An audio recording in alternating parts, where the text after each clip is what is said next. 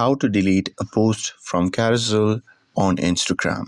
Hey everyone, welcome back to the channel. In today's video, I'll show you how to delete a post from Carousel.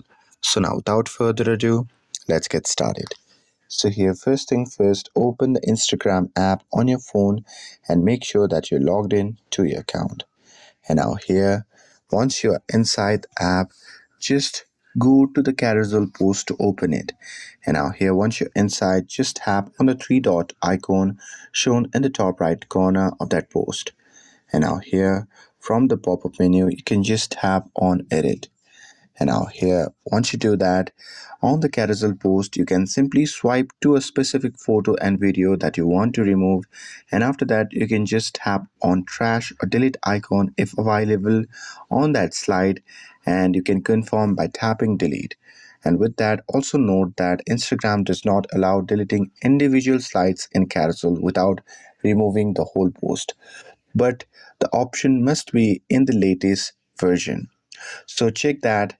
If you don't find it, then it means it's not possible. And that's it.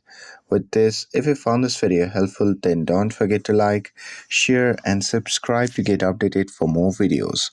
Thanks for watching, and I'll see you in the next video.